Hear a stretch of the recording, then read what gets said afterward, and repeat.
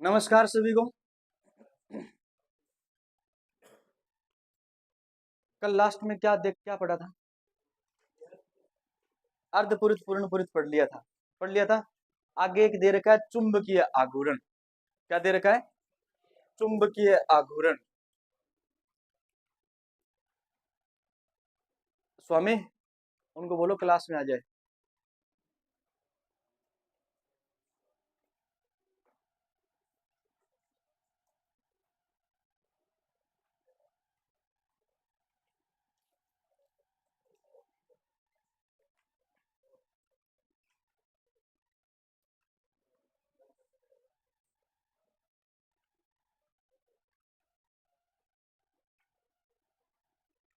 समझ आ रहा है ना सबको? कल वाली क्लास में कोई दिक्कत? कल आए थे क्या? नहीं आए? परसों? दिक्कत ही दिक्कत है फिर। हैं? बहुत अच्छी बात, आप किताब लेके आए हो। थोड़े से रुपए और लगा लो। एक पासबुक ले आना, संजीव ले आना। मेरे हिसाब से संजीव ले आना, क्योंकि जो एक्सीलेंट दे रखा है ना, उसमें रिहर्सल के ज्यादा प्रश्न नहीं। ठीक है, बहुत अच्छी बात।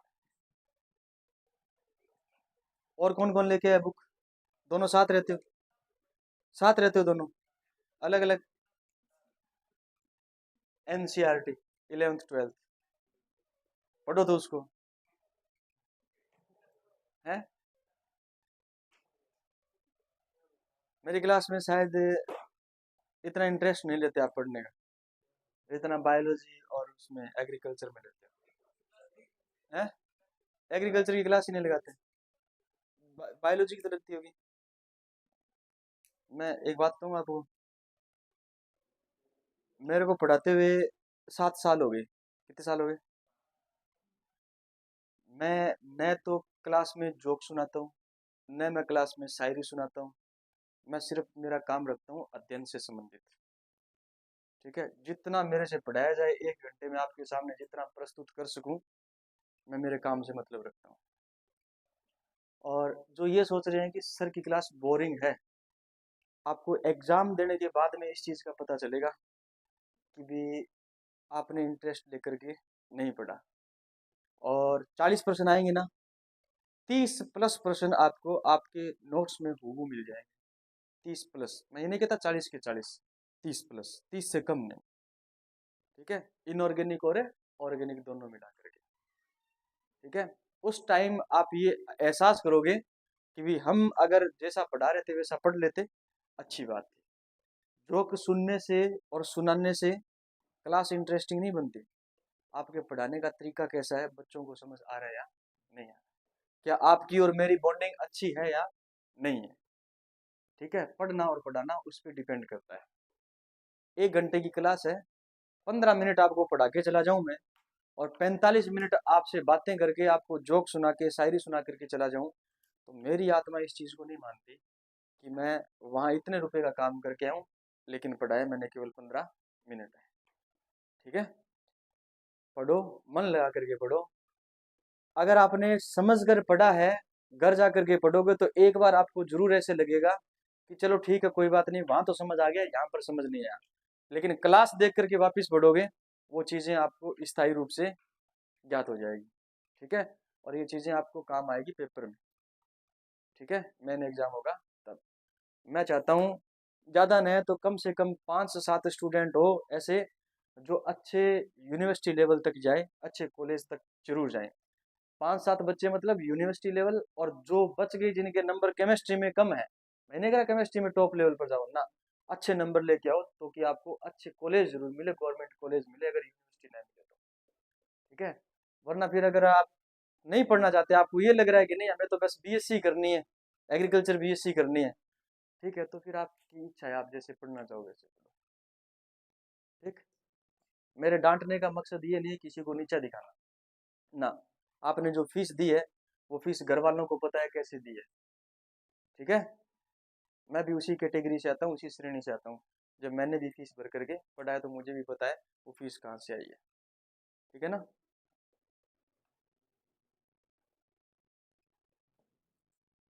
देखो, दे रखा है इसमें चुंबकीय आघूर्ण। चुंबकीय आघूर्ण।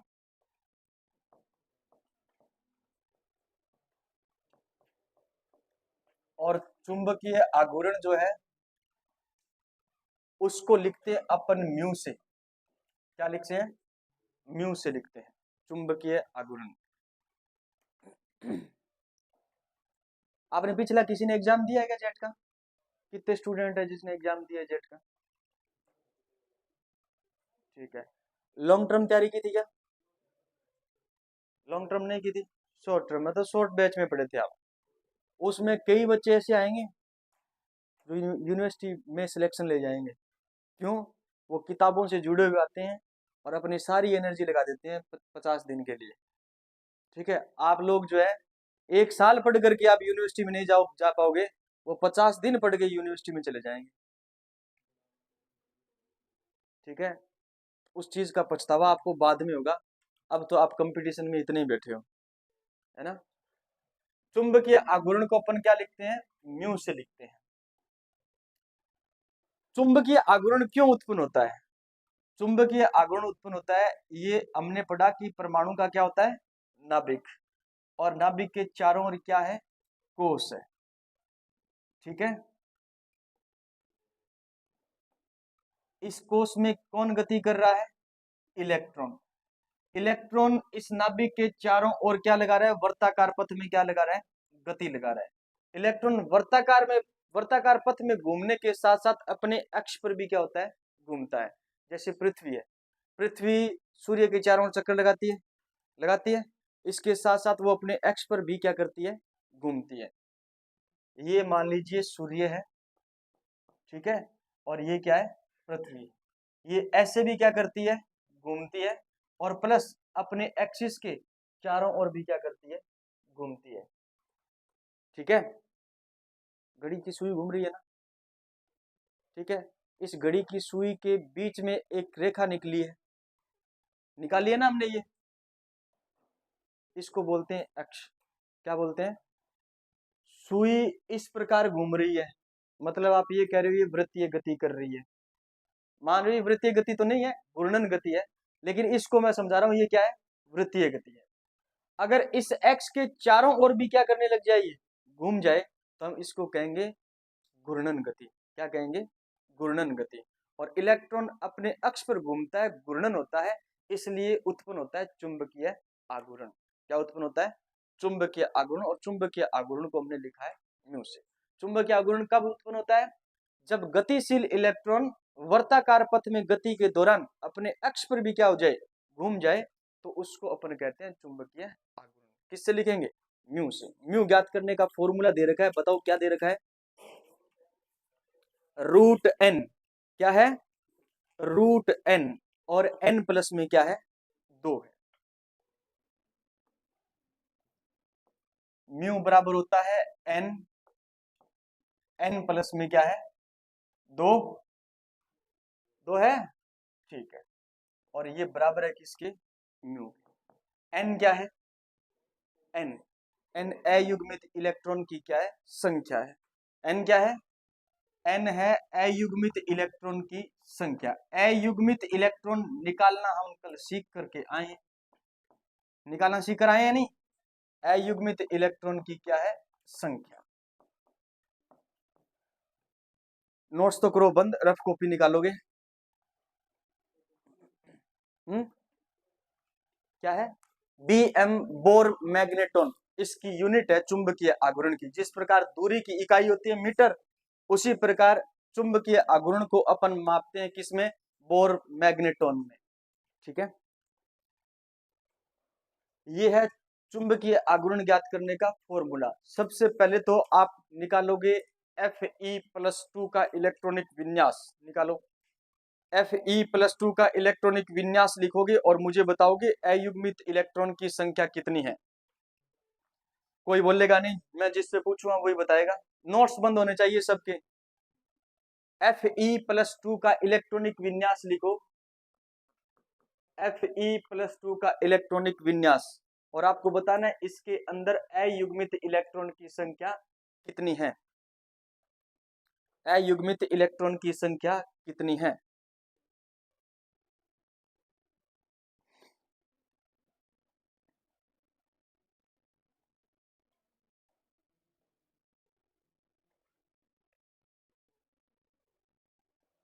देखो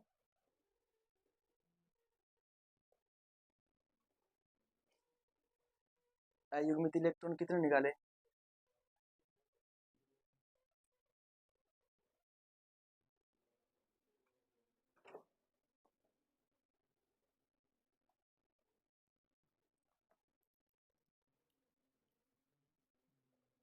कितने नंबर पर आता है Fe? लिखा कितने है?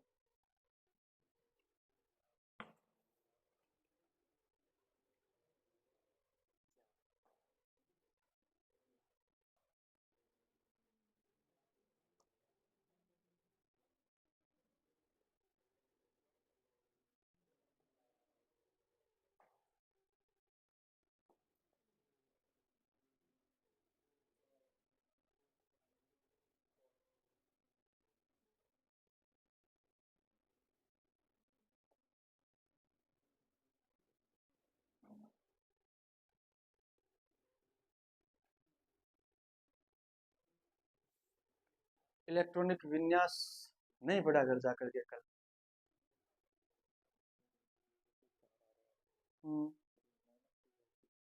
-2 कहाँ है?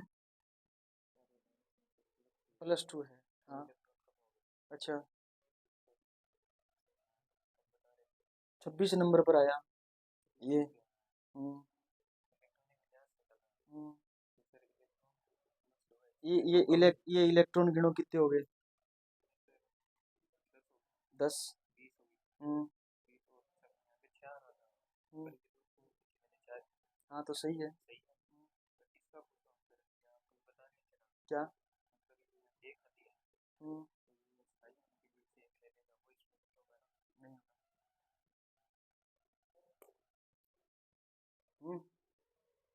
कितना किया?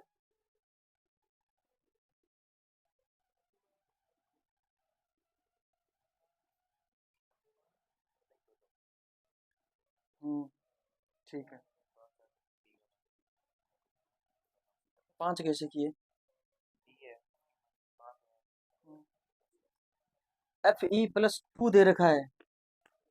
Fe+2 ऊपर देखो चार्ज कितना है Fe पर? +2 है। इसका मतलब क्या हुआ? +2 क्यों? 2 इलेक्ट्रॉन त्याग रहा है वो। पीछे कितने बच गए? 24। 24 भरो आप इलेक्ट्रॉन और फिर निकालो युग्मित इलेक्ट्रॉन कितने हैं। Fe थोड़ी दिया है आपको, Fe+2 दिया है। कितने आ रहे हैं? अयुग्मित इलेक्ट्रॉन की संख्या बता दो मुझे, कितने आ रहे हैं? कितने आ रहे हैं? 4 आ रहे हैं। पढ़े नहीं घर जाकर के ना? इलेक्ट्रॉनिक विन्यास निकालना नहीं सीखा ना? अब क्लास में खड़े हो गए ना, सर मुझे सर ऐसे पढ़ा रहे हैं वैसे पढ़ा रहे हैं, हमें समझ नहीं आ रहा, वो नहीं आ रहा, फिर हाथों हाथ बूंद खोल के मारो, आराम करोगे सिर पे। ठीक है ना?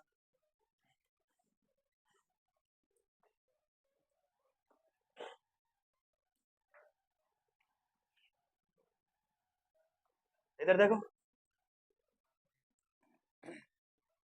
अयुग्मित इलेक्ट्रॉन 26 नंबर पर आता है लोहा। अब सुन लो, इधर इधर देखो, इधर बाद में कर लेना आप बातें, इधर देखो 26 नंबर पर आता है। अगर चार्ज इस पर +2 है, इसका मतलब 2 इलेक्ट्रॉन त्याग रहा है।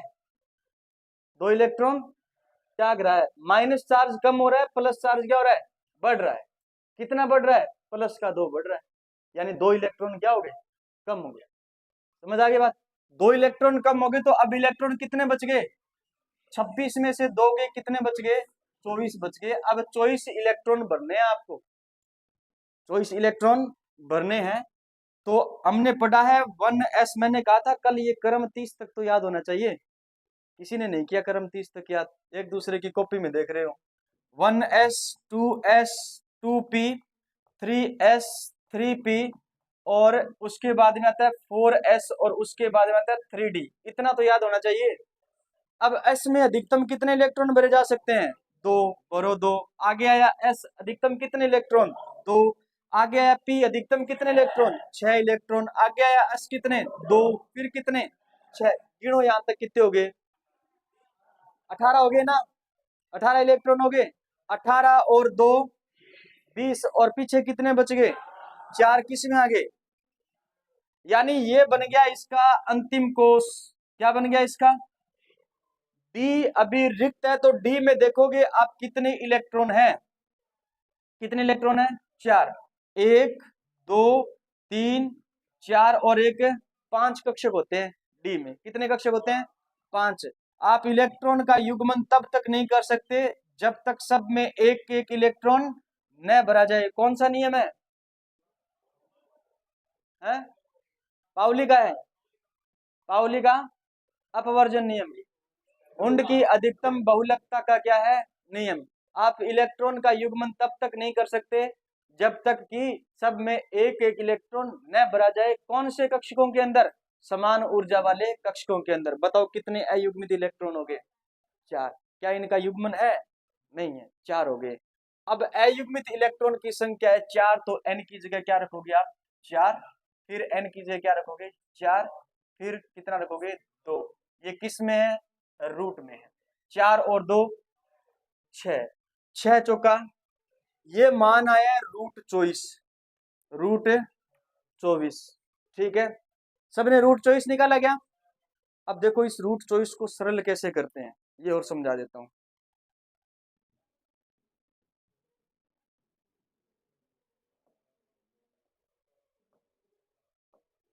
ये है 24, यही है।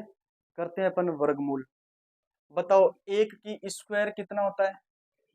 1। 2 की स्क्वायर कितना होता है?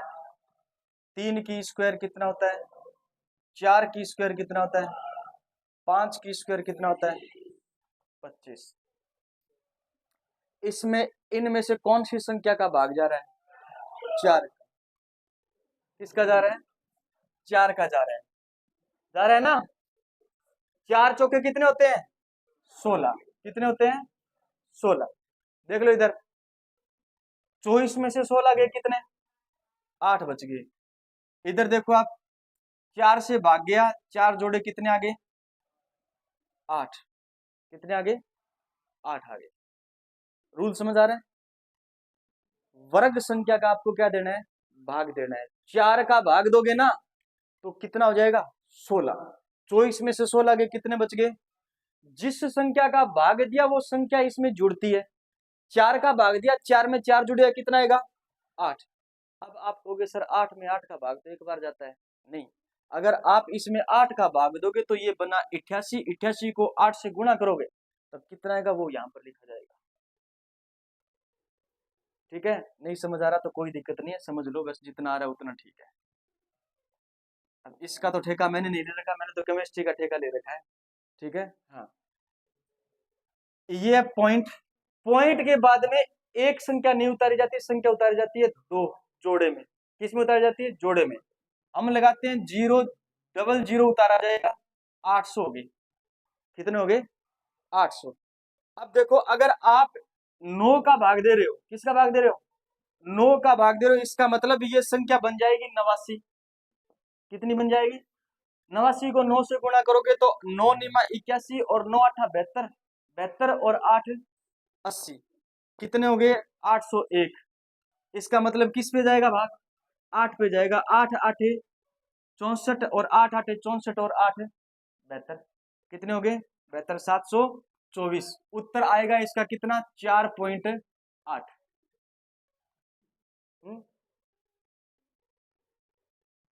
4 पॉइंट कितना आएगा उत्तर? 8। 4.8। 8 8 64 को है, 8 8 64 को चौको आंसी लाई 6। 8 8 64 64 और 6। ठीक है, 64 और 6 70। 700 कितना हो गया? 4। हाँ कोई बात नहीं, आपकी मैथ स्ट्रॉन्ग है। 4 पॉइंट कितना हो गया? 8 हो गया। ठीक है, उत्तर कितना आ रहा है? √24 का उत्तर कितना आ रहा है? 4.8। लिख लो 4.8।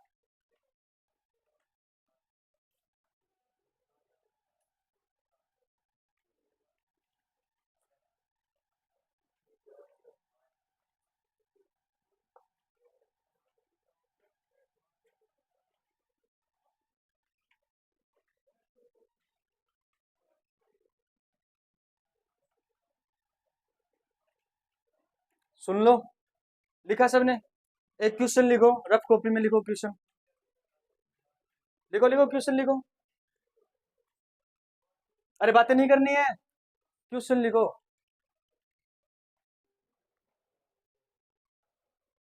किसी तत्व का चुंबकीय आघूर्ण 4.8 बोर मैग्नेटॉन है।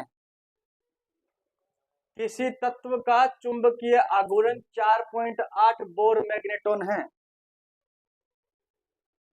बीएम बोर मैग्नेटॉन है।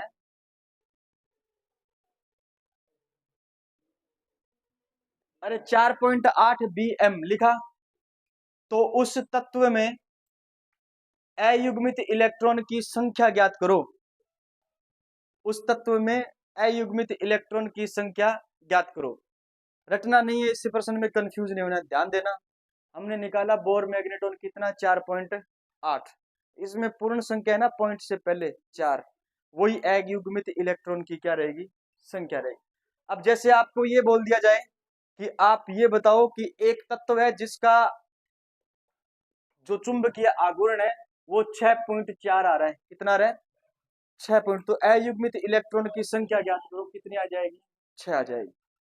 समझ आ गई बात? 7.5 दे दिया तो अयुग्मित इलेक्ट्रॉन की संख्या कितनी आ गई, 7। ठीक है ना, समझ आ गई बात? ठीक है, ऐसा प्रश्न आपको बुकलेट में दिया है, नोट्स में, आगे देख लोगे आप, दिया हुआ मिल जाएगा आपको अगले पेज पर। किसी तत्व का चुंबकीय आघूर्ण 5.92 है, 5.92 है, तो उस तत्व में अयुग्मित इलेक्ट्रॉन की संख्या ज्ञात करो, कितनी है, 5 है। कितनी है, 5 है। क्लियर है? अरे बताओ, चुंबकीय आघूर्ण में किसी को कोई दिक्कत है क्या? नहीं है, तो निकालो फिर मैग्नीशियम प्लस 2 का निकालो। मैग्नीशियम प्लस 2 का चुंबकीय आघूर्ण निकालो। पोटेशियम प्लस 1 का चुंबकीय आघूर्ण निकालो। मैग्नीशियम प्लस 2 और पोटेशियम प्लस का, हाँ +1, पोटेशियम पर +1 ही चार्ज होता है। निकालो निकालो।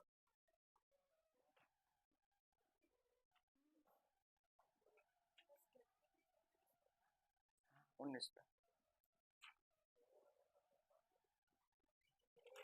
बोला था मैंने, याद करके आना, याद तो करके आना। 30 तक फोन में स्नैप तो था कितनी चलवा लो मैं तो चला थे, 1 29 तक का थे।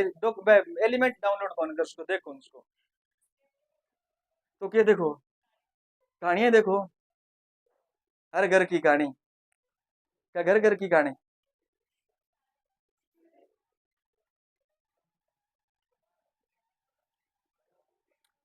मैग्नीशियम कितने नंबर पर आता है, पोटेशियम कितने नंबर पर आता है, 19।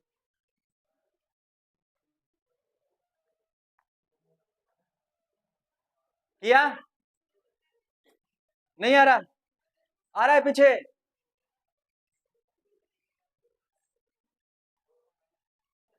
है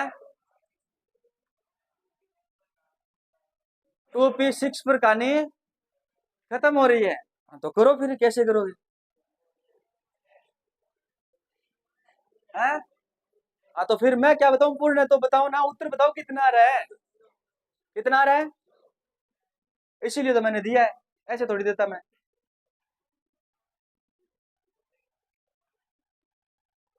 दोनों में अयुग्मित इलेक्ट्रॉन है क्या, दोनों में अयुग्मित इलेक्ट्रॉन है क्या? नहीं है, नहीं है ना। अरे मैग्नीशियम आता है 12 नंबर पर, 2 इलेक्ट्रॉन त्याग दिए, इलेक्ट्रॉन कितने बच गए, 10, और 10 इलेक्ट्रॉन है वो नियोन का इलेक्ट्रॉनिक विन्यास है। किसका है, नियोन का इलेक्ट्रॉनिक विन्यास। नियोन के पास में इलेक्ट्रॉन जो है फुलफिल होते हैं कक्षक, इलेक्ट्रॉनिक विन्यास बनेगा इसका 1s2 2s2 2p6। p के अंदर 6 इलेक्ट्रॉन है, इसका मतलब एक कक्षक में 2 इलेक्ट्रॉन आते हैं, तो 3 में 6 हो गए ना। अयुग्मित इलेक्ट्रॉन कितने हैं, 0, यानी n का मान 0 आ गया। तो n bracket n plus 2 root के अंदर n का मान 0 रखोगे तो ये पूरी वैल्यू क्या हो जाएगी, 0, और रूट 0 का मान है।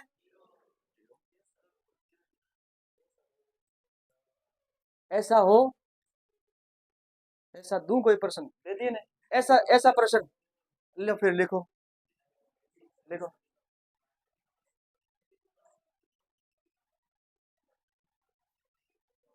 पोटेशियम, पोटेशियम आता है 19 पर, आता है ना 19 पर। इधर देखो 1s2, पोटेशियम +1 है, 18 इलेक्ट्रॉन बच गए अब इसके पास में। कितने बच गए? एक इलेक्ट्रॉन त्याग दिया ना, हाँ तो 18 इलेक्ट्रॉन बच गए। और 18 इलेक्ट्रॉन आर्गन का होता है। आर्गन एक अक्रिय गैस है, फुल फिल होता है, 0 होते हैं उसके पास भी अयुग्मित इलेक्ट्रॉन। लिखो सोडियम पोटेशियम, सोडियम पोटेशियम, ठीक है, और मैग्नीशियम। सोडियम पोटेशियम और मैग्नीशियम तीनों का चुंबकीय आघूर्ण ज्ञात करो। अब न तो प्लस चार्ज है न माइनस चार्ज है, समझ में आ गई बात? सोडियम पोटेशियम और मैग्नीशियम,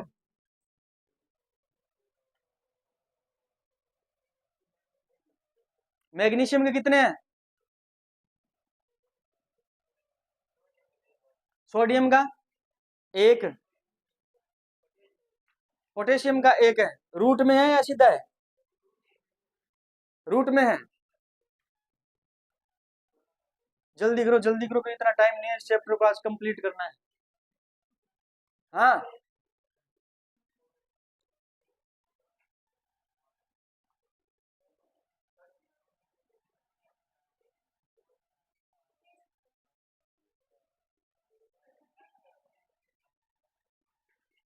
पोटेशियम ने उबासी आवे।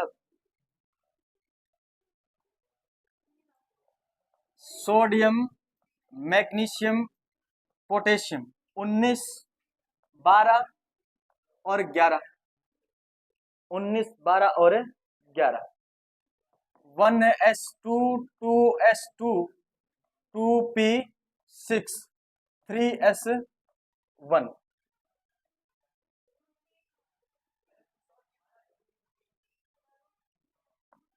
इधर देखो 1s2 2s2 2p6 3s2, ये मैग्नीशियम का इलेक्ट्रॉनिक विन्यास होता है। 1s2 2s2 2p6 3s2, 3p 19 है ना, 2 2 4 6 10 2 12 12 6 18 और 4s1, 4s1। अब बताओ इसमें अयुग्मित इलेक्ट्रॉन कितने हैं? एक सामने दिखाई दे रहा है सीधा। इसमें 0 है ही नहीं, इसमें 1, इसमें भी 1 है, इसमें भी 1 है, दोनों का समान नहीं आएगा क्या?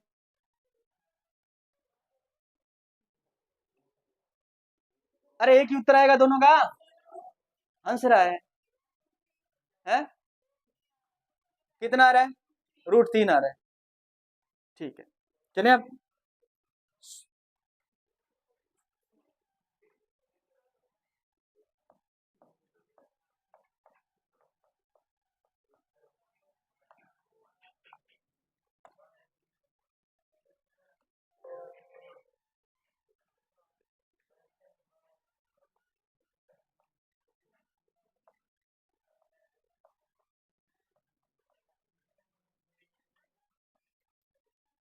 बातें नहीं होनी चाहिए ना।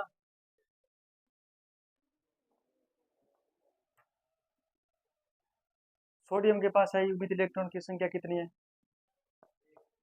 1 + 2 और 1 3, 3 को 1 से गुणा करेगा कितना आएगा? 6 लिखा है क्या तूने?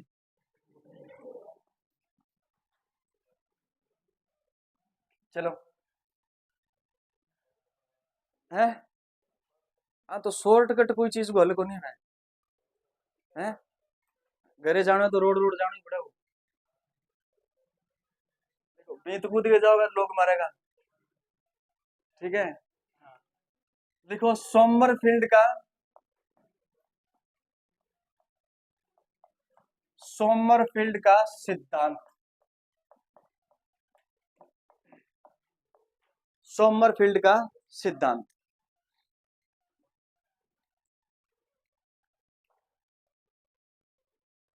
बोर ने बताया था भाई बातें नहीं होनी, नहीं करनी बातें।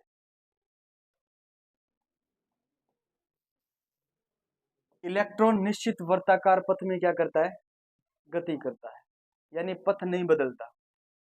नाभिक से अगर ये इलेक्ट्रॉन इतनी दूरी पर है तो इसको अपन कहते हैं आर, त्रिज्या। क्लियर है?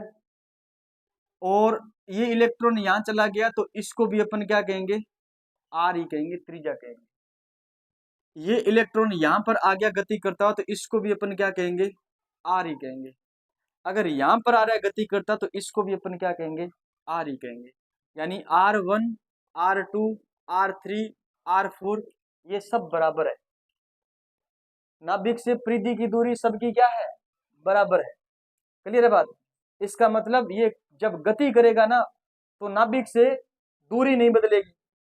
जिस कक्षा में गति करेगा उस कक्षा के लिए नाभिक से दूरी नहीं बदलेगी, कोण का मान बदलता है। क्या बदलता है, कोण का मान बदलता है। कोण का मान मतलब जब ये यहां था और यहां पर चला गया तो इसने कोण जो है वो इतना क्या किया, ग्रहण किया। यहां से यहां पर चला गया तो कोण कितना ग्रहण किया, ये। यहां पर गति करता हुआ यहां पर आ गया तो इसने जो कोण लिया वो इतने डिग्री का लिया। यानी लगातार कोण क्या करेगा, बदला जाएगा, त्रिज्या का मान नहीं बदलेगा। ये कौन कहता है, कौन कहता है, बोहर कहता है। ये कौन कहता है, बोहर का परमाणु मॉडल ये कहता है कि इलेक्ट्रॉन निश्चित वर्ताकार पथ में क्या करता है, गति करता है। जब इलेक्ट्रॉन निश्चित वर्ताकार पथ में गति करता है तो वह त्रिज्या तो समान रखता है लेकिन क्या बदलता है, कोण बदलता है। क्या बदलता है, कोण बदलता है। लेकिन सोमरफील्ड ये कहता है कि अगर इलेक्ट्रॉन वर्ताकार पथ में गति न करके दीर्घ वर्ताकार पथ में क्या करे, गति करे, अंडाकार पथ में क्या करे, गति करे, दीर्घ वर्ताकार पथ में गति करे, तब याद रखना आर भी बदलेगा और कोण भी बदलेगा। आर भी बदलेगा और क्या बदलेगा, कोण भी बदलेगा। इसका अर्थ यह है कि सोमरफील्ड ने न तो त्रिज्या को निश्चित माना न ही कोण को क्या माना, निश्चित माना। क्लियर है? ये कहता है कि कोण इसलिए कोण सॉरी जो त्रिज्या है वो इसलिए बदलती है क्योंकि कोष क्या करते हैं, उपकोष, कोष में क्या होते हैं, उपकोष, उपकोष क्या करते हैं, गति करते हैं। उपकोष क्या करते हैं, गति करते हैं। उपकोष गति करेगा तो आर का मान क्या होगा, बदलेगा। और इसने बोर ने तो सूक्ष्म स्पेक्ट्रा की व्याख्या नहीं की थी लेकिन सोमरफील्ड ने सूक्ष्म स्पेक्ट्रा की क्या की थी, व्याख्या की थी। एग्जाम में प्रश्न आ जाए कि बताइए बोर की कमी को दूर, स्पेक्ट्रम, स्पेक्ट्रम कमी थी बोर की, जिसने बोर ने स्पेक्ट्रम की व्याख्या नहीं की थी।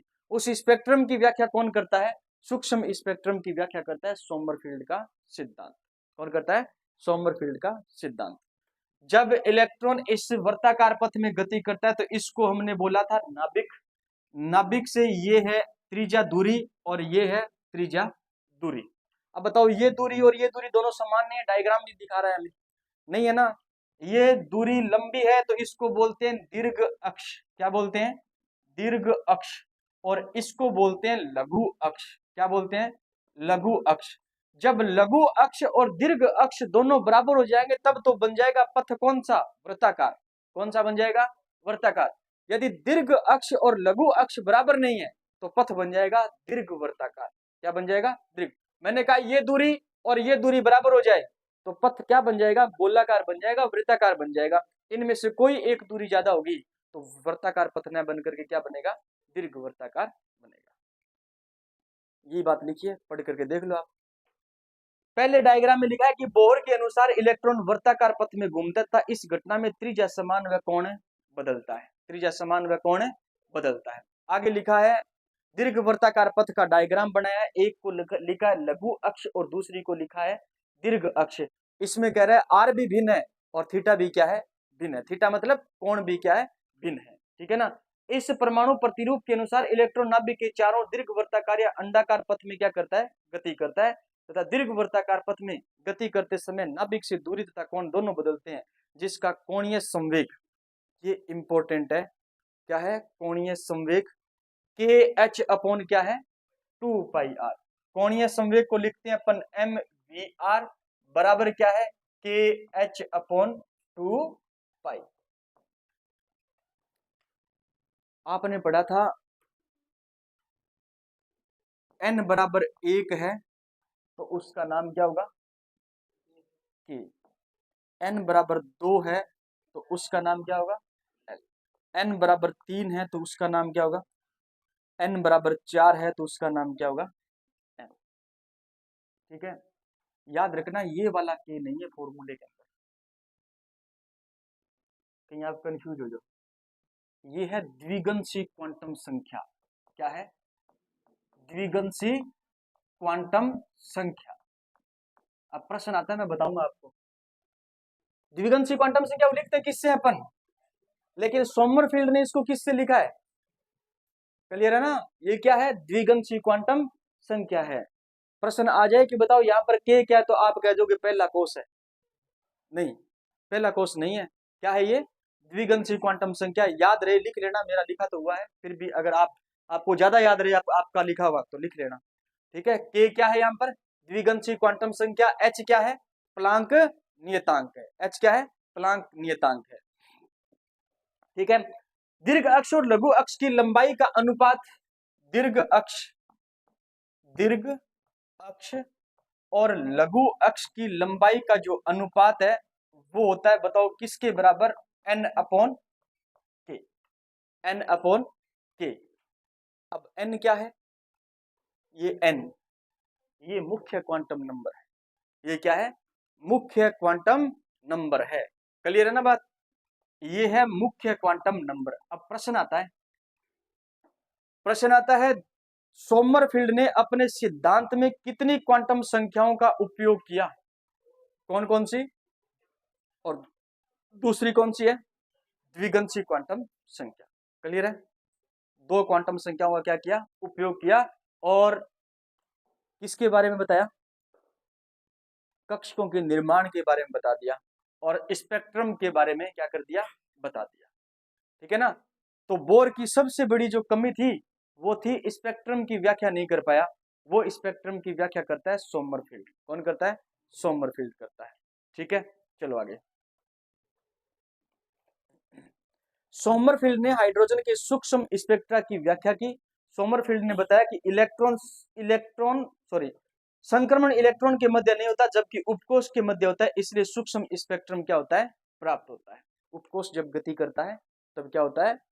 स्पेक्ट्रम प्राप्त होता है। ठीक है, सबसे बड़ी इसकी जो बात है इस सिद्धांत की, वो है इलेक्ट्रॉन के सूक्ष्म स्पेक्ट्रा की क्या करता है? व्याख्या करता है। ठीक है, और एम वी आर बराबर के एच अपॉन 2 पाई, जहां पर के क्या है? द्विगंशी क्वांटम संख्या। दीर्घ अक्ष और लघु अक्ष का अनुपात जो है वो n अपॉन के बराबर होता है, जहां n क्या है? मुख्य क्वांटम संख्या। दो क्वांटम संख्याओं का अपने सिद्धांत में क्या किया था? उपयोग किया था। क्लियर है? ये सोमरफील्ड का सिद्धांत है। सोमरफील्ड के सिद्धांत में थ्योरी से प्रश्न है तो भी आपको अटेम्प्ट करना है, न्यूमेरिकल तो यहाँ से आपको देगा नहीं। प्रश्न बनेगा तो किससे बनेगा? थ्योरी से बनेगा। ठीक है, एक अगला टॉपिक है, अगली हेडिंग है श्रोडिंगर का तरंग समीकरण।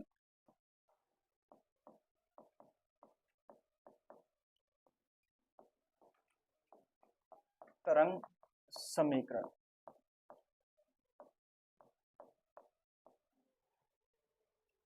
वैज्ञानिक का नाम क्या है? श्रोडिंगर। देखो इधर समीकरण काफी बड़ी है। Del square x upon del square psi upon d x square. ठीक है, del x square plus del square psi upon del y square plus del square psi upon del z square plus 8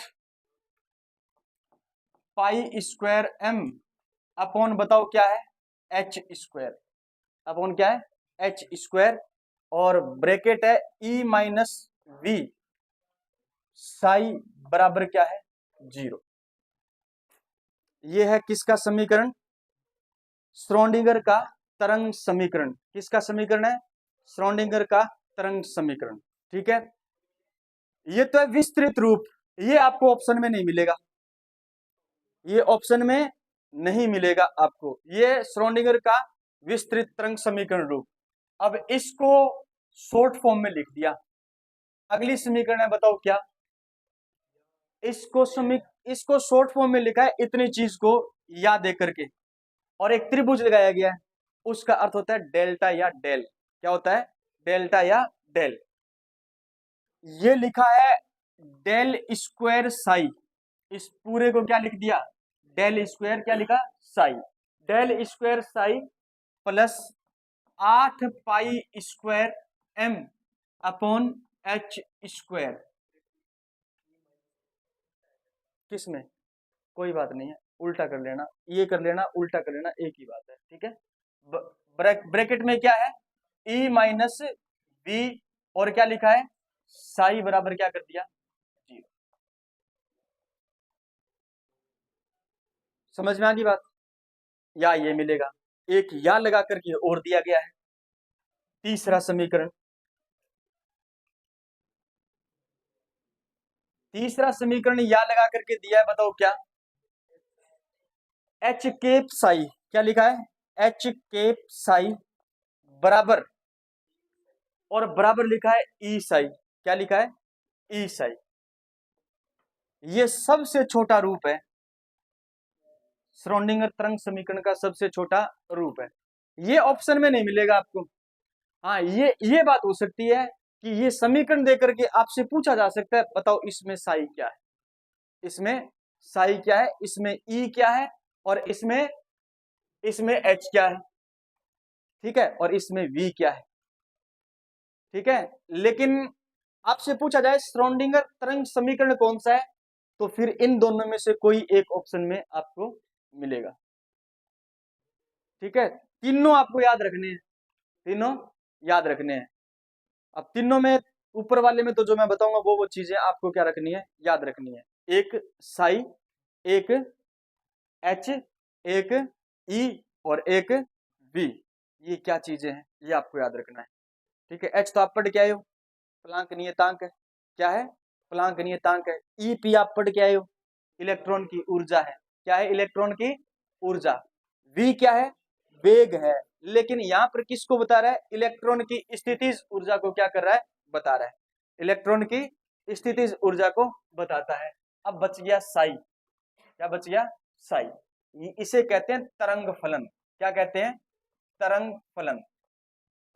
इस साई का मान अगर आ जाए 0, क्या आ जाए? 0। साई का मान आ जाए 0, तो आपको ये मानना है कि उस जगह इलेक्ट्रॉन पाए जाने की संभावना बिल्कुल 0 है, वहां पर इलेक्ट्रॉन नहीं पाए जाएंगे, वहां पर इलेक्ट्रॉन नहीं पाए जाएंगे। क्लियर है? तो फिर साई किस चीज को बताता है? साई बताता है उस परमाणु में, उस कोश में कक्षकों को बताता है। किसमें बताता है? कक्षकों को। यानी जहां पर इलेक्ट्रॉन पाए जाने की संभावना सर्वाधिक हो, उस जगह को अपन कहते हैं कक्षक। क्या कहते हैं? कक्षक। ठीक है ना। तो साई क्या है? साई है तरंग फलन, और एक होता है साई स्क्वायर। साई स्क्वायर ये बताता है कि इलेक्ट्रॉन सर्वाधिक पाए जाने की संभावना है, इलेक्ट्रॉन सर्वाधिक पाए जाने की संभावना है। इसलिए साई स्क्वायर का जो मान है वो निर्माण करता है किसका? कक्षकों का। किसका निर्माण करता है? कक्षक।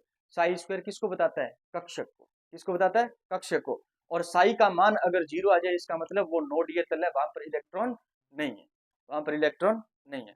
पूछा ये जाएगा,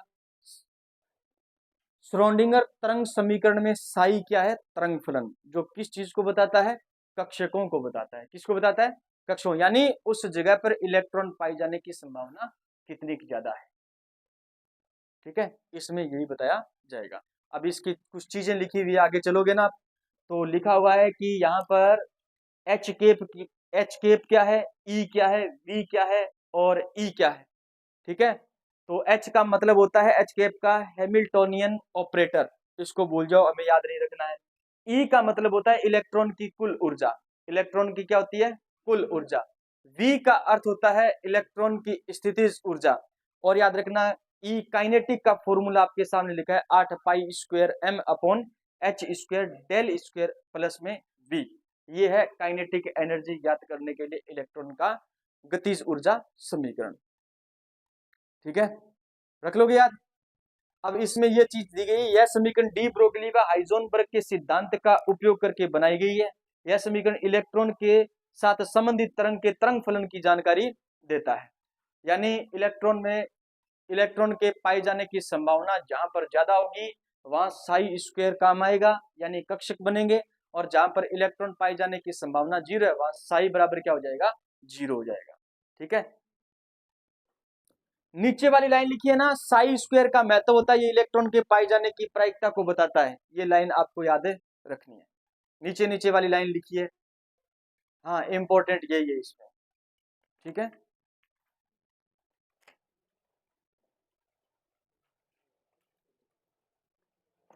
नोड, नोड,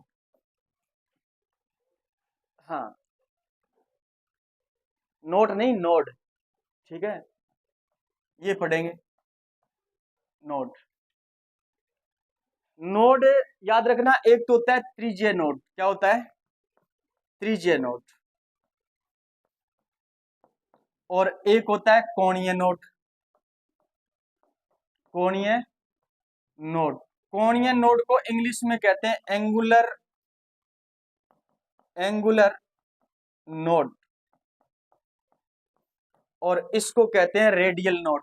क्या कहते हैं, रेडियल नोड। रेडियल नोड ज्ञात करने का फॉर्मूला n-l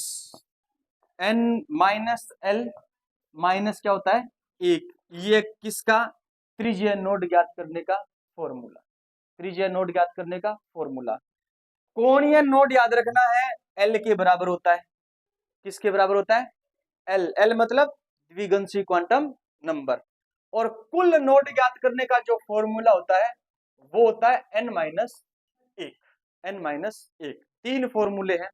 पहला n-l-1, जो किस चीज की जानकारी देता है, त्रिज्यीय नोड की क्या देता है, जानकारी देता है। दूसरा फॉर्मूला कोणीय नोड, यानी उस तत्व के लिए, उस परमाणु के लिए, उस इलेक्ट्रॉन के लिए जो l होगा वो बराबर होगा किसके, कोणीय नोड के। किसके बराबर होगा, कोणीय नोड के। और कुल नोड ज्ञात करने का फॉर्मूला है n-1, n-1।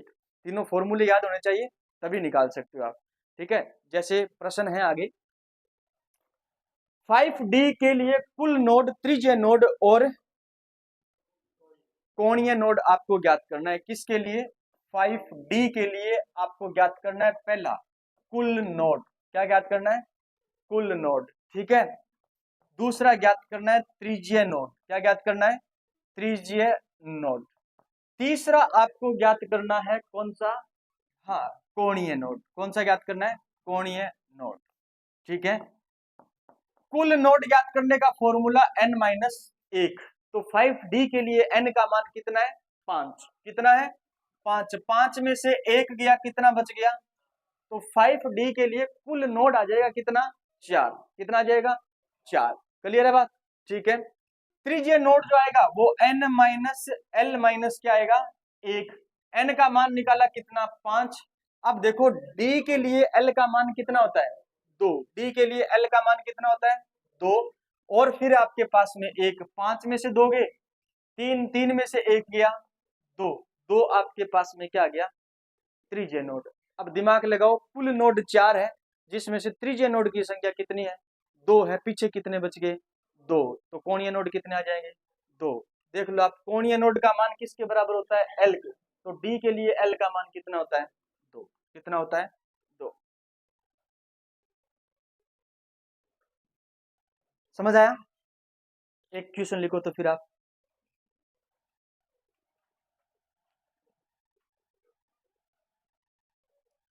6f व 6f व f 6f 6f व 5p के लिए,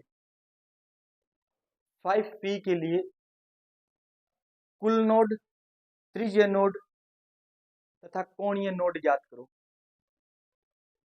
कुल नोड, त्रिज्यीय नोड तथा कोणीय नोड ज्ञात करो।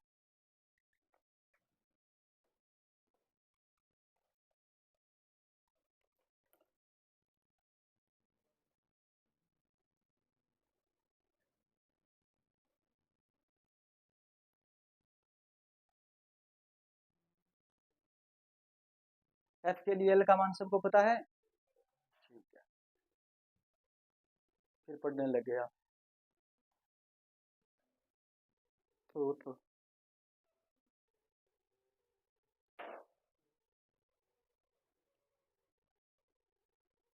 हाँ, क्या नहीं किया, कर रहे हो?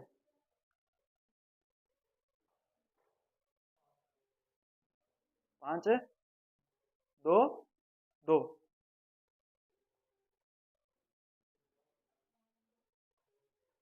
5 2 3, 5 3 2,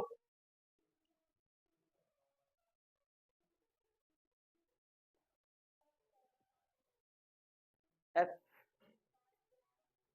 6 एफ के लिए कितना निकाला आपने? पहले तो कुल नोड आ जाएंगे कितने? 5 आ जाएंगे। n माइनस 1 करना है। n का मान कितना है? 6। 6 में से 1 गया, कितना आ जाएगा? 5। कितना आ जाएगा? 5। फिर आ गया त्रिज्यीय नोड। त्रिज्यीय नोड आपको पता है कितना होता है? n minus L minus 1। n का मान 5, l का मान कितना होता है? 3 है। 6 लेना है क्या? ठीक। 6 माइनस कितना होता है? 3 माइनस कितना होता है? 1। 6 में से 3 गए, 3 में से 1 गया, 2। 2 आ गया क्या? त्रिज्यीय नोड। ठीक है, ये आ गया आपके पास में 5 2। और कोणीय नोड का मान कितना हो जाएगा? कोणीय नोड का मान हो जाएगा 3। 3 और 2 कितने हो गए? 5। कुल नोड कितने हैं? 5। ठीक है भाई, ठीक है। फिर पूछा आपसे किसके लिए? 5p के लिए। 5p के लिए कितना निकाला भाई, सभी बताओ? 4 3 1, तोड़ दियो है? टूटे तो कौन गए? क्या जो कौन रहा?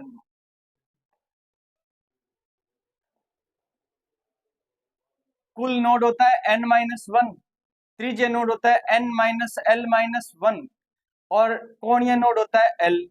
n माइनस 1 करोगे तो 5 माइनस 1 बराबर कितना आ जाएगा? 4। ये आ जाएगा 5 माइनस p के लिए l का मान कितना होता है? 1 माइनस 1, 5 में से 1 गया 4, 4 में से 1 गया 3, और ये होता है कितना बताओ? 1। ठीक है भाई, आगे हेडिंग डालो परमाणु की प्रजातियां। परमाणु प्रजातियां, लास्ट एंड फाइनल। हाँ, हेडिंग लिखना है तो लिख लो, मैं प्रश्न करवाऊंगा, प्रश्नों से समझाऊंगा ये सारी चीजें। ठीक है, सबसे पहला है समस्थानिक। क्या है? समस्थानिक। समस्थानिक नाम से स्पष्ट हो रहा है, स्थान क्या है? समान। स्थान क्या है? समान, यानी एक ही परमाणु के ऐसे प्रकार जो परमाणु क्रमांक तो समान रखते हैं, लेकिन परमाणु भार क्या होता है? अलग अलग होता है। ऐसी प्रजातियां कहलाती है समस्थानिक। क्या कहलाती है? समस्थानिक। एक परमाणु को लिखने का तरीका है, उसको लिखते हैं अपन एक्स से है। किससे लिखते हैं? एक्स से। उसका परमाणु क्रमांक जेड के बराबर होता है, और उसमें परमाणु भार जो होता है वो ए के बराबर होता है। इसके बराबर होता है, ए के बराबर होता है। या हम इसको इस प्रकार लिख सकते हैं, एक्स जेड, और क्या लिख सकते हैं? ए लिख सकते हैं। ठीक है, दोनों बात क्या है? बराबर है। आजकल ऐसे लिखा हुआ आता है, पहले ऐसे लिखा हुआ मिलता था। ठीक है, हाँ। अब देखो इधर, आपसे पूछा जाए ये ऊपर वाली संख्या क्या है, तो ये बराबर होती है किसके? प्रोटॉन प्लस न्यूट्रॉन की संख्या के क्या होती है? बराबर होती है। ये ए जो है ना, इसमें दो चीजें हैं, एक तो प्रोटॉन और एक क्या होता है? न्यूट्रॉन। आपसे पूछा जाए जेड क्या है? जेड परमाणु क्रमांक है, और जेड बराबर होता है किसके? प्रोटॉन की संख्या के। जेड बराबर होता है किसके? प्रोटॉन की संख्या के। क्लियर है? अच्छा, आपसे पूछा जाए कोई परमाणु उदासीन है? कोई परमाणु क्या है? उदासीन है। जब तक उस पर किसी भी प्रकार का चार्ज नहीं है, तब तक याद रखना जेड बराबर पी बराबर ई। जितने प्रोटॉन उतना उसका परमाणु क्रमांक, उतना ही उसके पास में इलेक्ट्रॉन। एक उदासीन परमाणु के पास में, ये कौन सा परमाणु है? उदासीन परमाणु। अब उदासीन के अलावा अगर वो प्लस बन गया तो इलेक्ट्रॉन कम हो गए, माइनस बन गया तो इलेक्ट्रॉन क्या हो गए, ज्यादा हो गए। क्लियर है, समझ आ गई बात। तो समस्थानिक के अंदर याद रखना है ये चीज क्या होती है, समान होती है, और ऊपर वाली चीज क्या होती है, भिन्न होती है। क्या होती है, भिन्न होती है। समस्थानिक दिए गए हैं। सबसे पहला समस्थानिक दिया गया हाइड्रोजन। क्या दिया गया है, हाइड्रोजन। हाइड्रोजन के 3 समस्थानिक होते हैं, 1H1, 1H2 और 1H3। 1H3 दोबारा देख लेना। ए बराबर होता है P प्लस में N, प्रोटॉन प्लस न्यूट्रॉन, और Z बराबर होता है क्या, प्रोटॉन बराबर क्या होता है, इलेक्ट्रॉन, उदासीन परमाणु के अंदर। ठीक है, ये ऊपर वाली संख्या क्या है, ऊपर वाली संख्या क्या है, सो रहे हो, हाँ ऊपर वाली संख्या क्या है ये, हाँ ए है। क्या है ये, ए है। समझ आ गई बात, ये क्या है, ए है। हाँ, आपको ज्ञात करना है इसमें प्रोटॉन की संख्या। क्या ज्ञात करोगे इसमें, प्रोटॉन की संख्या। बताओ कितने प्रोटॉन होंगे, एक। कितने प्रोटॉन होंगे, इसमें भी कितने प्रोटॉन, इसमें भी कितने प्रोटॉन, एक। तीनों में प्रोटॉन की संख्या कितनी है, एक एक है। अब ज्ञात करनी है आपको न्यूट्रॉन की संख्या। आपके पास में ए दे रखा है, दे रखा है, आपके पास में प्रोटॉन दे रखा है, आपको ज्ञात करना है न्यूट्रॉन। न्यूट्रॉन ज्ञात करोगे आप इस फॉर्मूले से, इस फॉर्मूले से न्यूट्रॉन ज्ञात करोगे। फॉर्मूला याद रहे तो अच्छी बात है, ना याद रहे तो देखो इधर ए है, आपको न्यूट्रॉन ज्ञात करना है, न्यूट्रॉन को वहीं पर रखो, पी इधर प्लस में, इधर आएगा तो किस में आ जाएगा, माइनस में, बराबर किसके हो गया, न्यूट्रॉन के। यानी न्यूट्रॉन की संख्या जब भी ज्ञात करोगे, ऊपर वाली संख्या में से ये वाली संख्या को माइनस करना है, ऊपर वाली संख्या में से इस संख्या को क्या करना है, माइनस, इस संख्या को क्या करना है, माइनस। ठीक है ना। बताओ एक में से एक गया, कितना बच गया, हाइड्रोजन का वह समस्थानिक जिसके पास में न्यूट्रॉन नहीं होता, हाइड्रोजन का वह समस्थानिक जिसके पास में न्यूट्रॉन नहीं होता, 1H1, जिसको अपन कहते हैं प्रोटियम। क्या कहते हैं, प्रोटियम। ठीक है ना। वह आवर्त सारणी का वह तत्व जो अपने पास प्रोटॉन नहीं रखता, कौन सा तत्व है, हाइड्रोजन, या फिर आप कहोगे प्रोटियम। क्लियर है, इसको कहते हैं ड्यूटीरियम। क्या कहते हैं, ड्यूटीरियम। ड्यूटीरियम के पास में याद रखना है प्रोटॉन की संख्या कितनी है, दो में से एक घटा दो, कितना बच गया, एक तो प्रोटॉन है और एक क्या है, न्यूट्रॉन है। एक क्या है, न्यूट्रॉन है, और एक ही इसके पास में क्या है, इसके पास में भी इलेक्ट्रॉन कितना है, एक। क्लियर है, इसको कहते हैं ट्राइटियम। क्या कहते हैं, ट्राइटियम। और ट्राइटियम जो होता है उसका परमाणु भार 3 होता है, प्रोटॉन की संख्या इसके पास में एक, न्यूट्रॉन की संख्या 3 में से एक गया, कितना बच गया, 2, और प्रोटॉन सॉरी इलेक्ट्रॉन की संख्या कितनी है, एक। इलेक्ट्रॉन की संख्या कितनी है, एक। क्लियर है, ये तो है न्यूट्रॉन रहित।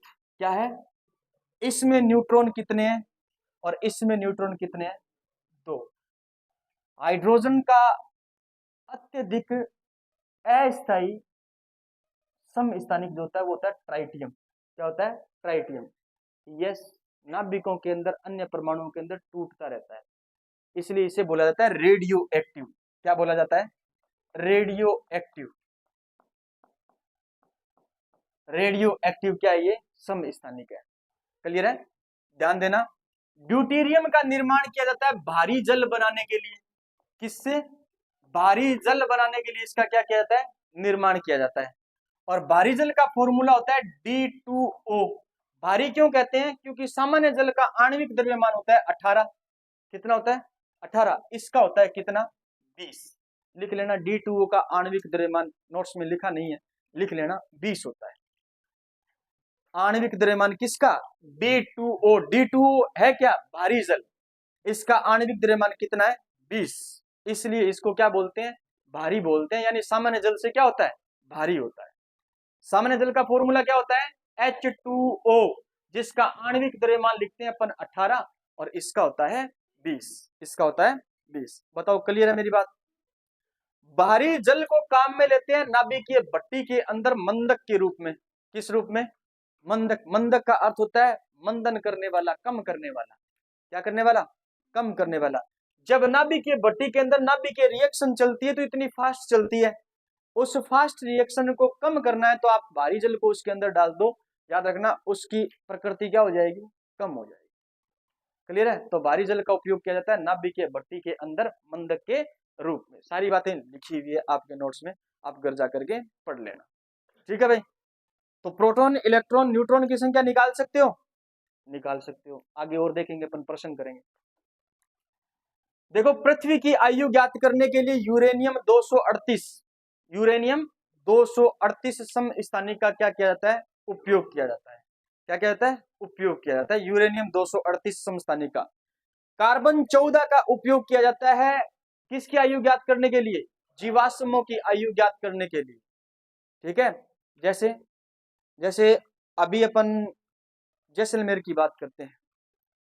जैसलमेर में किसी टाइम समुद्र था, रेगिस्तान में। आज भी प्रमाण मिल रहे हैं, मछलियों के प्रमाण मिल रहे हैं। अभी अभी 10 दिन पहले मछलियों के प्रमाण मिले हैं, पत्रिका पढ़ी थी किसी ने, उस रेगिस्तान के अंदर, है ना, जो इस बात का संकेत है कि यहाँ पर किसी टाइम क्या था? समुद्र था।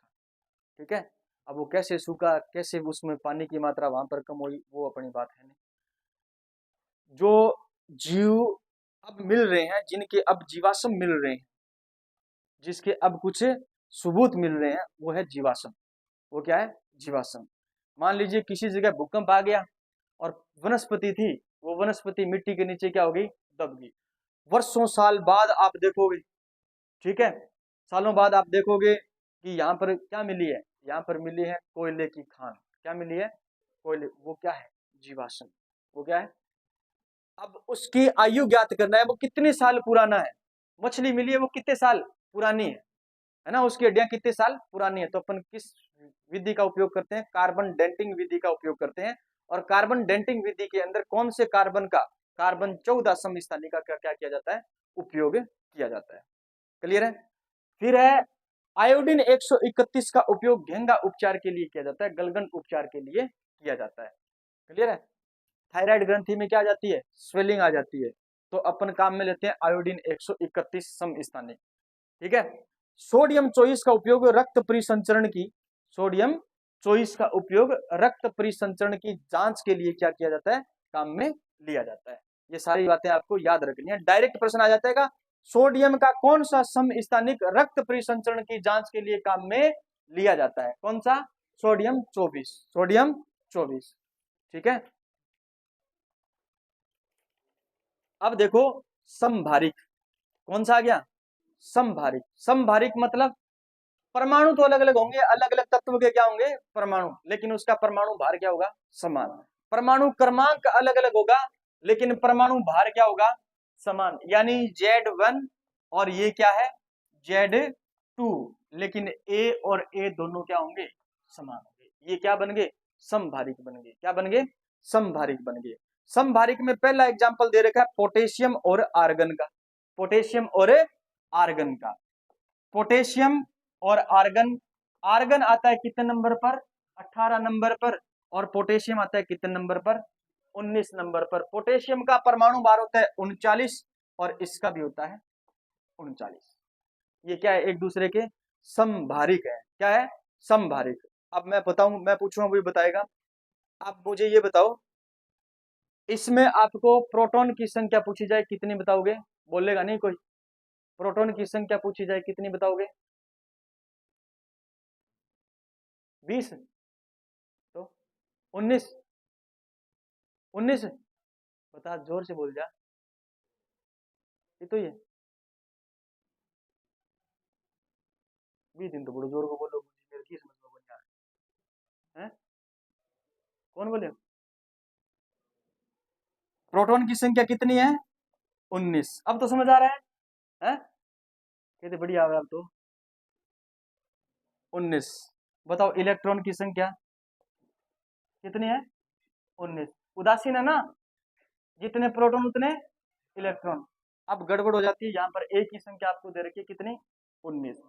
आपसे पूछा जा रहा है दो तो मूलभूत कण निकाल लिए, एक प्रोटॉन निकाल लिया, एक न्यूट्रॉन इलेक्ट्रॉन निकाल लिया। अब निकालना आपको न्यूट्रॉन। न्यूट्रॉन कैसे निकालोगे, ऊपर वाली संख्या में से ये घटा दो। 39 में से 19 गए, कितने बच गए, 20। कितने बच गए, 20। इसमें प्रोटॉन की संख्या किसके बराबर है, 18 के बराबर। इलेक्ट्रॉन भी कितने होंगे, 18। और 39 में से 18 के कितने बच गए, 21। कितने बच गए, 21 क्या बच गए आपके पास में, न्यूट्रॉन। 21 ही बचते हैं या ज्यादा बचते हैं, ठीक है, इतनी थोड़ी बहुत यार मैंने में ज्यादा कौन यार, ठीक है। 39 में 18 गया, कितना बचेगा, 21। 8 और 1 9, 2 और 1 3, ठीक है 39। बताओ न्यूट्रॉन प्रोटॉन इलेक्ट्रॉन की संख्या ज्ञात कर उसको, ठीक है। ए दोनों एक दूसरे के समबारिक, ठीक है, समबारिक, ठीक है। यानी जिनका परमाणु क्रमांक तो अलग अलग होता है और भार क्या होता है, समान होता है, उसे अपन कहते हैं समभारिक, समभारिक, ठीक है। अब बताओ समस्थानिक आवर्त सारणी में एक ही स्थान पर पाए जाते हैं या समभारिक आवर्त सारणी में एक ही स्थान पर पाए जाते हैं। समस्थानिक आवर्त सारणी में एक ही जगह पाए जाते हैं या समभारिक आवर्त सारणी में एक ही जगह पर पाए जाते हैं। समस्थानिक, समान स्थान वाले क्या कहलाते हैं, समस्थानिक। क्या कहलाते हैं, समस्थानिक, ठीक है। हाइड्रोजन चाहे वो प्रोटियम है, चाहे वो ड्यूटेरियम है, चाहे वो ट्राइटियम है, ये नहीं है कि सबका परमाणु क्रमांक अलग अलग हो जाए ना। जब प्रोटॉन की संख्या समान है तो समस्थानिक एक ही जगह आएगा, एक नंबर पर। हाइड्रोजन का भी परमाणु क्रमांक एक नंबर, हाइड्रोजन के समस्थानिक होते हैं उनका भी परमाणु क्रमांक कितना, एक नंबर। ये अलग अलग है। देखो इसका प्रोटॉन 19 है, इसका प्रोटॉन 18 है, तो इसका परमाणु क्रमांक 18, इसका 19। क्लियर है, ठीक है। फिर है कार्बन 6 और कार्बन 14। 6 कार्बन 14 और एक दे रखा है आपसे 7 कार्बन 14। ये दोनों क्या है, समभारिक है। ये दोनों क्या है, 6 कार्बन 14 और 7 कार्बन 14। 7 कार्बन 14 कार्बन है क्या, ये क्या होना चाहिए था, नाइट्रोजन होना चाहिए। क्या होना चाहिए था, नाइट्रोजन। अगर कार्बन है तो फिर समान स्थान वाले हो गए ना, गलत है ना ये, हाँ। तो लिखा जाएगा 7 नाइट्रोजन क्या आ जाएगा, 14। नोट्स में से लिखा जाएगा, हाँ तो कर लेना, इसको सही कर लेना। पता ही नहीं है कहाँ पर लिखा हुआ है, लिखा है पता है क्या, हाँ। 6 कार्बन 14, 7 कार्बन 14, सॉरी 7 नाइट्रोजन 14, सही कर लेना भाई, इसको सब कर लिया ना, ठीक है। इसमें देखो प्रोटॉन तो 6 है, इसमें प्रोटॉन कितने हैं, 7। इसमें क्या है, न्यूट्रॉन की संख्या 8 और इसमें न्यूट्रॉन की संख्या कितनी है, 7। इसमें न्यूट्रॉन की संख्या कितनी है, 7।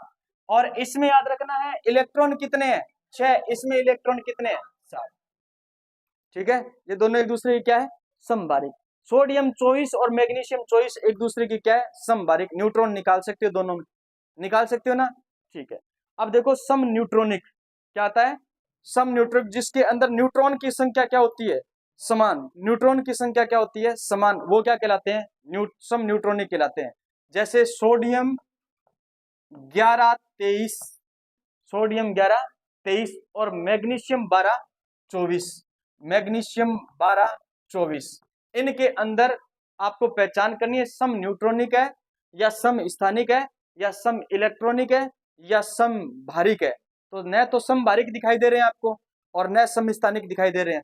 सम स्थानिक और सम भारिक को पहचानने का सबसे अच्छा तरीका है, सम स्थानिक में लिखी हुई नीचे वाली संख्या आपको समान मिलेगी और सम भारिक में ऊपर लिखी हुई संख्या आपको क्या मिलेगी, समान मिलेगी, ठीक है। सम भारिक में ऊपर लिखी हुई संख्या समान मिलेगी और सम स्थानिक में नीचे लिखी हुई संख्या क्या मिलेगी, समान मिलेगी। तो अब बच गया क्या, सम भारिक है या सम न्यूट्रॉनिक है, तो सम भारिक तो नहीं है, सम स्थानिक भी नहीं है।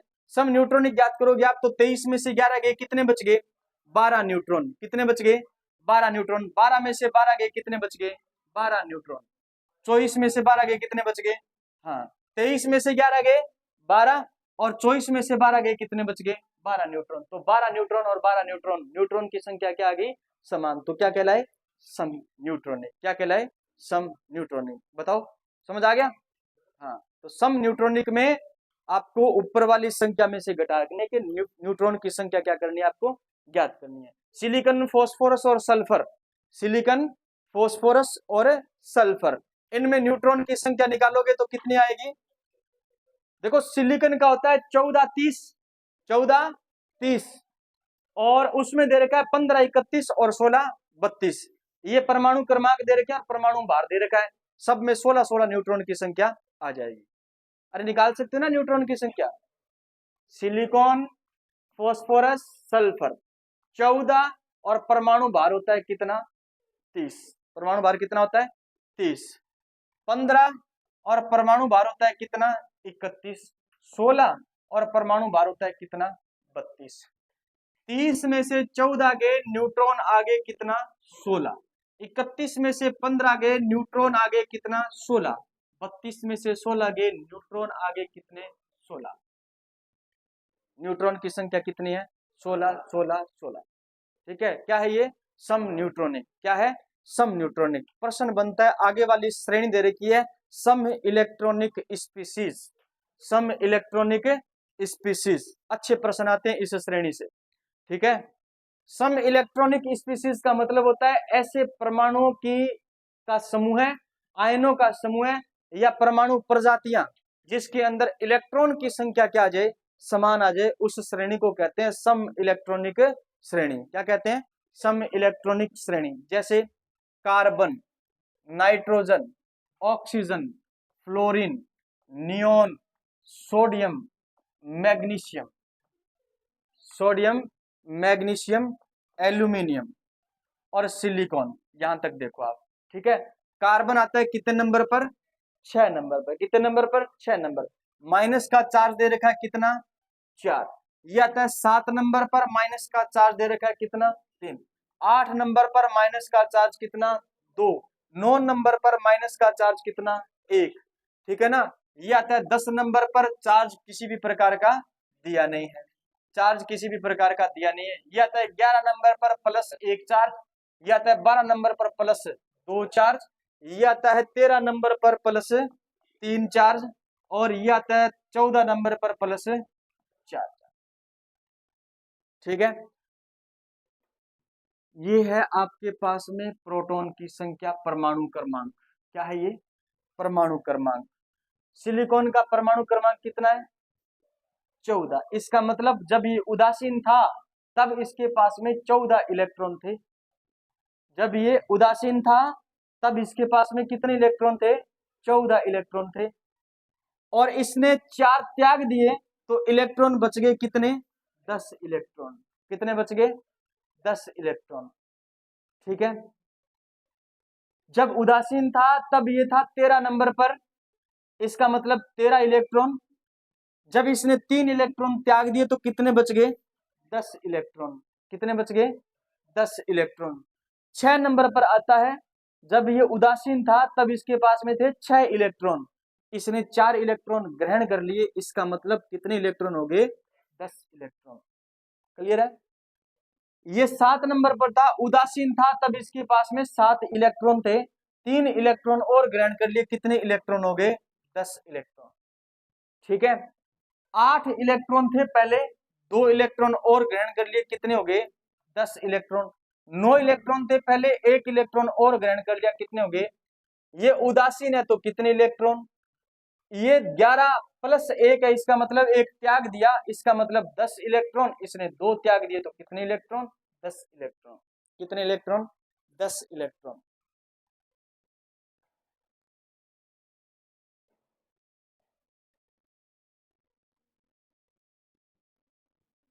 समझ आया भाई? ठीक है, चलो फिर।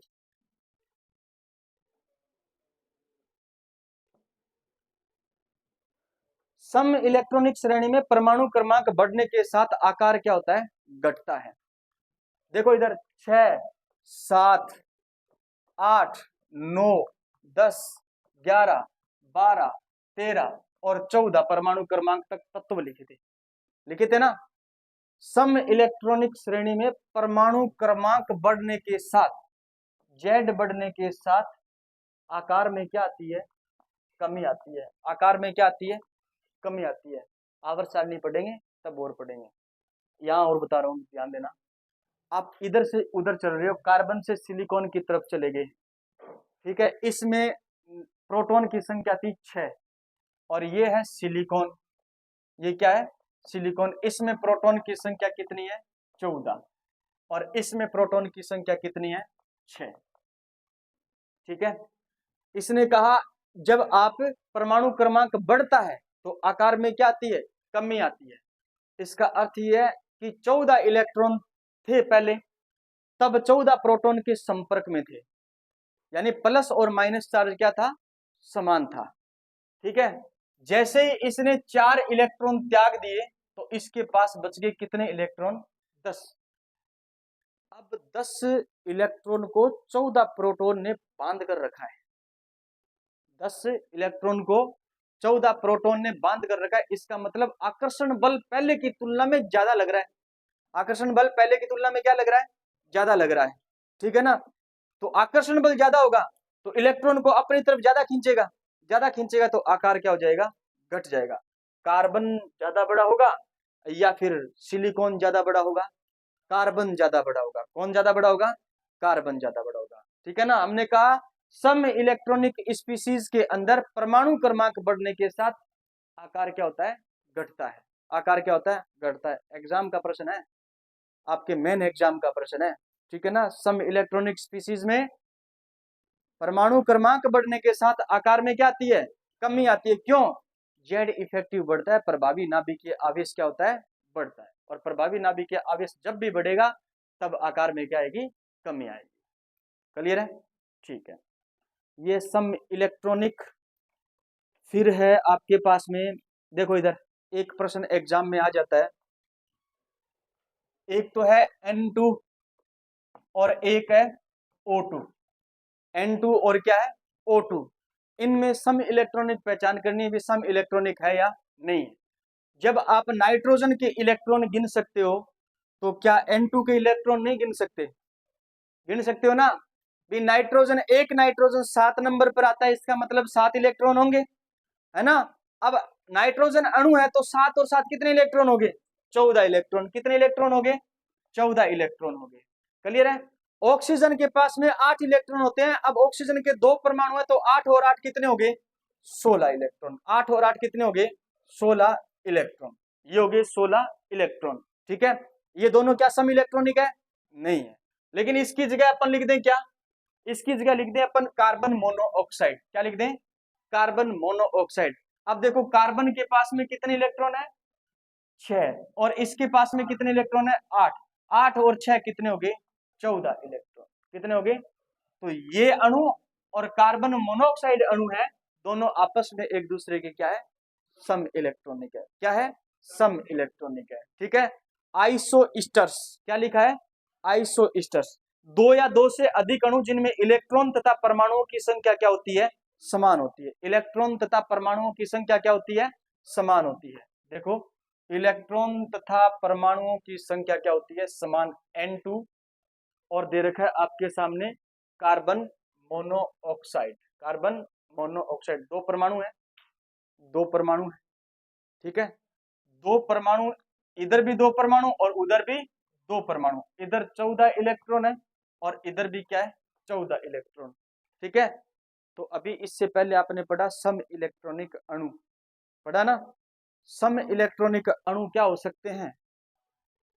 आइसोस्टर्स हो सकते हैं, जिसमें परमाणुओं की संख्या क्या होती है? समान होती है और इलेक्ट्रॉन की संख्या भी क्या होती है? समान होती है। CO2 और N2O के अंदर भी क्या है? इलेक्ट्रॉन की संख्या समान है और परमाणु की संख्या भी क्या है? समान है। N2O और CO2 3 परमाणु है और इधर भी कितने परमाणु है? 3। 2 ऑक्सीजन और 1 कार्बन। इसमें नाइट्रोजन कितने? 14 और 8 कितने हो गए? 22 इलेक्ट्रॉन। कितने हो गए? 22 इलेक्ट्रॉन। इधर 6 और 16 कितने हो गए? 22 इलेक्ट्रॉन। कार्बन एक के पास 6 इलेक्ट्रॉन, एक ऑक्सीजन के पास में 8 इलेक्ट्रॉन, दूसरे ऑक्सीजन के पास में 8 इलेक्ट्रॉन। 8 और 8 16, 16 और 6 22 इलेक्ट्रॉन। पहचान जाओगे? ठीक है। फिर लिखा है आइसोडायफर। क्या लिखा है? आइसोडायफर। यानी इसमें अब आपको पहचानना है न्यूट्रॉन और प्रोटॉन का अंतर क्या होता है? समान होता है। जब न्यूट्रॉन और प्रोटॉन का अंतर समान होता है तो उसे कहा जाता है आइसोडायफर। क्या कहा जाता है? आइसोडायफर। जैसे यूरेनियम 92 और 238, यूरेनियम 92 238 और थोरियम 90, बताओ कितना लिखा हुआ है? 234 ये लिखा हुआ है। अब इसमें क्या पूछा है? न्यूट्रॉन और प्रोटॉन का अंतर क्या होता है? समान होता है। ये दिया गया है न्यूट्रॉन और प्रोटॉन का अंतर। पहले तो आप मुझे बताओ इसमें प्रोटॉन कितने हैं? 92। और इसमें प्रोटॉन कितने हैं? प्रोटॉन कितने हैं? 90 है। अब इसमें न्यूट्रॉन निकालोगे तब 298, 238 में से 92 घटा दोगे, कितने आ जाएंगे बताओ?